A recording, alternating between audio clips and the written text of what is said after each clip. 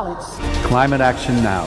It is a question of our own survival. Jag fattar ingenting. Jo, det är klart Att uppvisa godhet har blivit en trend som får både kändisar och vanliga medborgare att göra allt för att visa att de har rätt åsikter. Varför vill människor signalera godhet? Vem bestämmer vilka åsikter som egentligen är goda? Och vad händer med ett samhälle som belönar likriktning och bestraffar avvikande perspektiv? Dessa frågor tar jag upp i veckans video om falsk godhet. Jag uttrycker ingen falsk godhet och har därför inte heller någon gräddfil till offentliga medel. Uppskattar du mina filmer så hjälper du mig därför att kunna fortsätta göra dem om du stöttar mig via något av betalningsalternativen här nedanför. Därför vill jag rikta ett stort tack till alla de av er som bidrar. För idag talar jag om grupptänkande, girighet och om godhet. Häng med!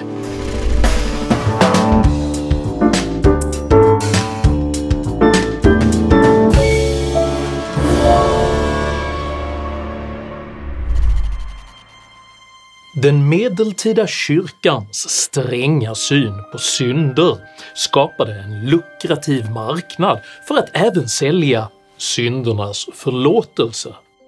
Troende kunde därför under medeltiden köpa så kallade avlatsbrev, vilka i teorin gjorde köparen fri från synd bara genom att öppna plånboken. Handeln med avlatsbrev blev dock snart ett både moraliskt och politiskt problem för kyrkan, och i mitten av 1500-talet avskaffades de slutligen helt. Men idén om symbolisk botgöring för tänkta synder lever kvar än idag, i form av så kallad godhetssignalering. Begreppet godhetssignalering, eller som det kallas på engelska virtue signaling, populariserades år 2015 av den brittiske journalisten James Bartholomew. Bartholomew menar att godhetssignalering uttrycks genom symboliska uttalanden och handlingar, syftande till att visa andra människor att man är en god, moralisk och dygdig person. Ett av de tydligaste och mest uppenbara exemplen på detta är de kändisar som outtröttligen informerar sin publik om hur mycket de bryr sig om olika dagsaktuella frågor. Every week we're seeing new and undeniable climate events. Solving this crisis is not a question of politics, it is a question of our own survival. Our world is on fire, and this crisis will only grow worse. Climate action now. There are superheroes, you know, there's Rob Ballot, there's Greta, Extinction Rebellion. Samtidigt flyger dessa kändisar ofta privatjet kors och tvärs över världen, vilket går stick i stäv med deras offentliga ställningstaganden för till exempel klimatet. Godhetssignaleringen är helt enkelt en form av hyckleri som handlar mer om hur kändisarna vill uppfattas än om att göra meningsfull skillnad. Detta blev tydligt år 2021 när Black Lives Matter-rörelsen svepte över världen. No more silence. No justice. From Washington's newly named Black Lives Matter Plaza.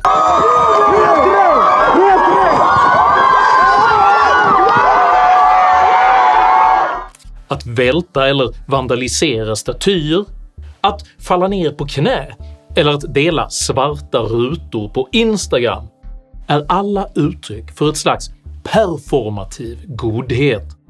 Det handlar alltså inte om att faktiskt göra något bra för någon annan, utan om att signalera att man är en god människa som förtjänar andra människors beundran.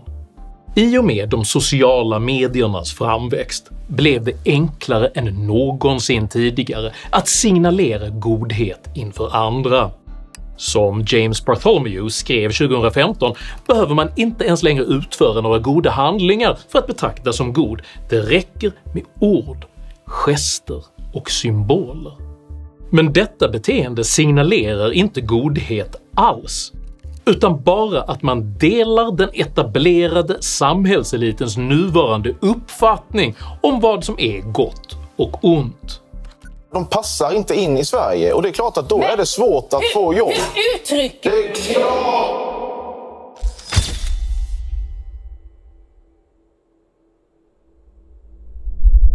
På avlatsbrevens tid ägde kyrkan rätten att avgöra vad som var gott och ont. Idag ägs denna rätt av politiska och kulturella makthavare med gemensamma värderingar och en gemensam världsbild. En världsbild som ofta står i skarp kontrast till majoriteten av befolkningen. Vi tar avstånd från alla former av hat, hot och rasism.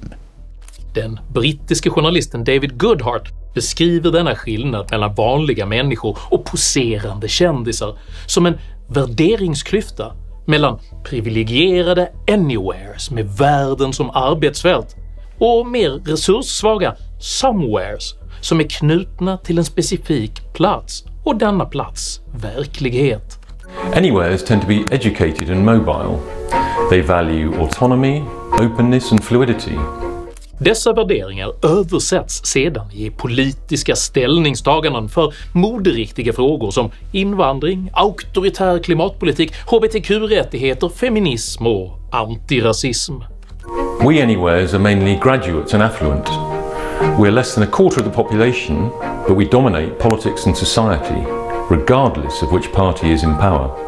Och de som dominerar det offentliga samtalet är också de som sätter ramarna för vad som är politiskt korrekt, och i förlängningen vilka åsikter man därför måste signalera avstånd till. Hur reagerade du på den här nyheten? Med chock, bestörtning, tårar. Jag har gråtit den här morgonen och varit så fruktansvärt besviken, ledsen, utom mig. Jag fattar ingenting. Genom att med olika markeringar och värdeord signalera att man befinner sig innanför dessa ramar allierar man sig med samhällets makthavare. Detta skapar i sin tur upplevelsen av en moraliskt överlägsen gemenskap med lukrativa möjligheter att få medverka i media. And we like the feeling of unearned moral superiority. And unearned moral superiority. Yeah, that's the why earn it, distinction. man?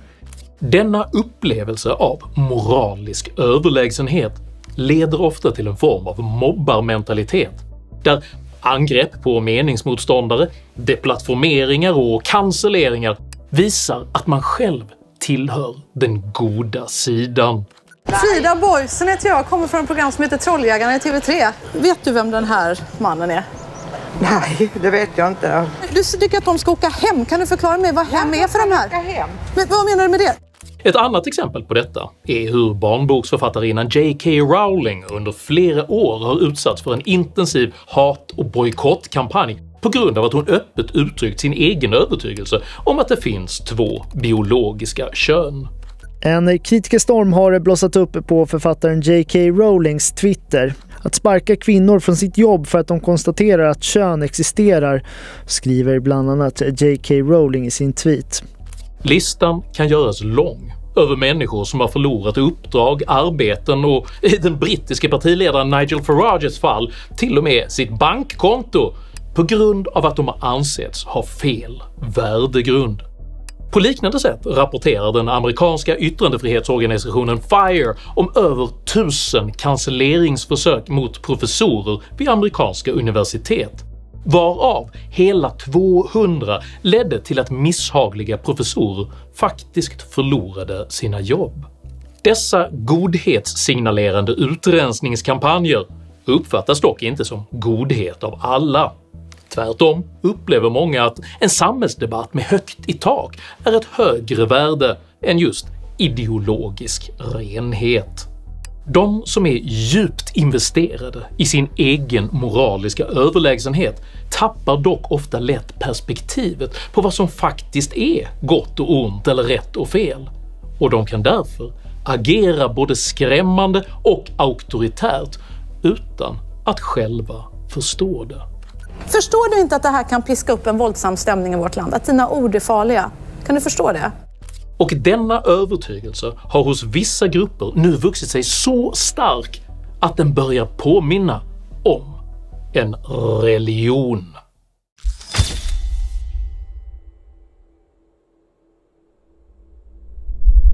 Mindre än var tredje svensk betraktar sig idag som religiös.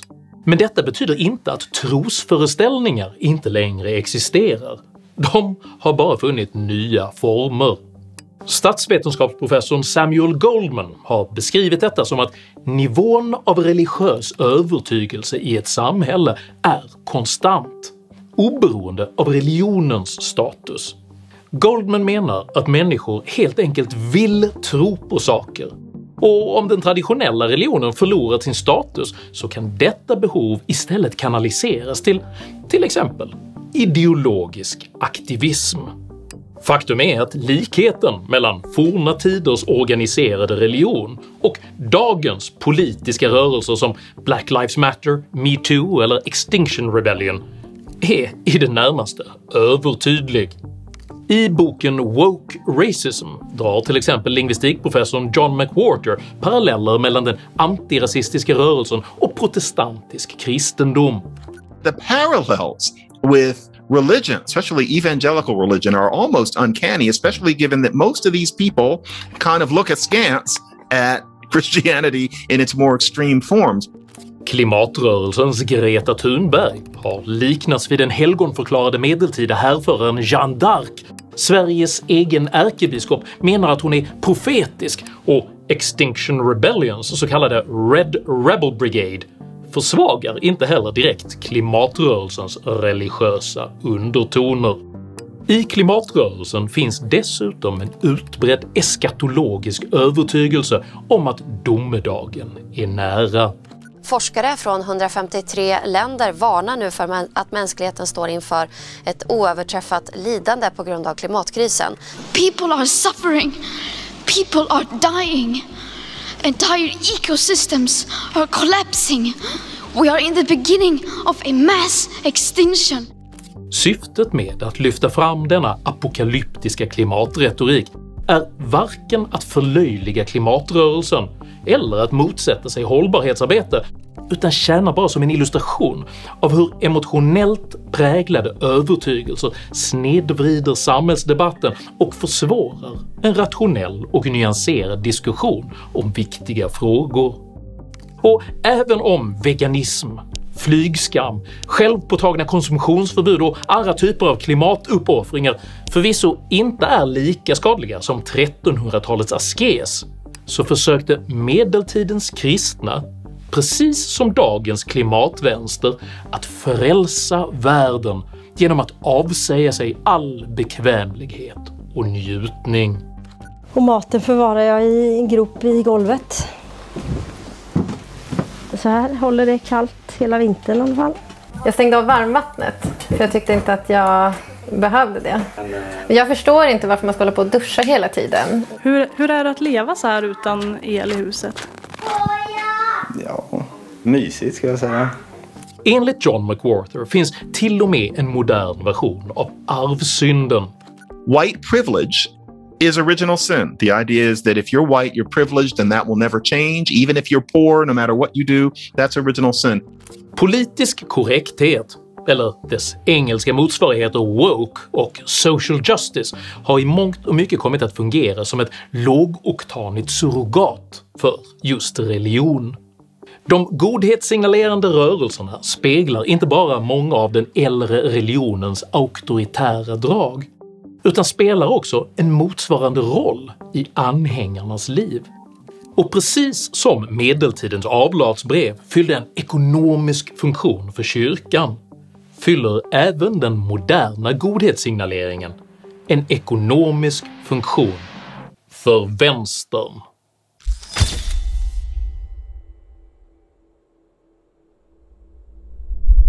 Recent years has seen a sharp increase in corporations publicly supporting positions traditionally associated with progressive or left politics.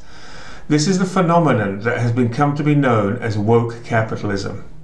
Woke capitalism innebär att företag utnyttjar politiskt korrekta budskap i sin marknadsföring, ofta utan att det finns någon som helst koppling mellan budskapet och själva produkten.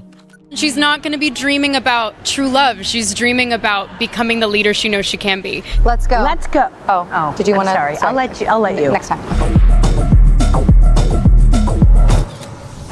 What is truly Scandinavian? Absolutely nothing. Toxic masculinity. Is this the best a man can get? Enkelt uttryckt så har alltså även företag börjat godhetssignalera. Politiseringen och moraliseringen av konsumtionsvaror har gjort att många företag därför slutat försöka konkurrera genom att producera de bästa produkterna och istället försöka konkurrera med att producera det mest politiskt korrekta signalvärdet. New York Times-kolumnisten Ross Douthat, som introducerade konceptet woke capitalism år 2018, skrev att företag ägnar sig åt performativ politisk korrekthet i hopp om att ställa sig in hos vänsterlutande politiska makthavare och därigenom slippa högre skatter och strängare regleringar. Godhetssignalerande konsumenter får å sin sida ett enkelt sätt att signalera oförtjänt moralisk överlägsenhet utan att behöva göra något annat än att välja rätt produkter i affären. På detta sätt kan de som sitter på problemformuleringsprivilegiet och definierar vad som är politiskt korrekt ytterligare befästa sin makt över det offentliga samtalet. I dagens överdimensionerade välfärdsstat, där en stor del av våra pengar inte längre spenderas av oss själva utan av staten, får godhetssignaleringen ännu en dimension. Enorma summor skattepengar spenderas nämligen på investeringar som sällan gynnar skattebetalarna, men som däremot har helt rätt signalvärde. Och ikväll så kom också beskedet att Northvolt ansöker om rekonstruktion i USA. Flera investerare, som Goldman Sachs, Volkswagen och flera pensionsförvaltare, skriver ner värdet på sina tillgångar i Northvolt till 0 kronor. De har helt klart problem med kemikaliesäkerheten. En av de ledande på Kirkland har skickat brev till svenska underleverantörer och hotat med stämning för att de gått till kronofogden för att få betalt för sina räkningar. Jag har tagit beslutet att stiga ner som vd. Men en försiktig uppskattning det är att Northvolt gjort av med över 100 miljarder kronor. Och med din erfarenhet kommer vi att se konkurser som en följdverkning bland de som inte får betalt. Det skulle jag tro att vi kommer att göra. It really is with a heavy heart that we confirm that Northvolt have filed for bankruptcy today. På samma sätt kräver aktivistiska organisationer som Fairtrade, Amnesty och Oxfam att politiker ska underställas sociala och klimatmässiga krav som gör upphandlingarna dyrare för skattebetalarna. Och detta utan att det åstadkommer några verkliga förbättringar för skattebetalarnas liv.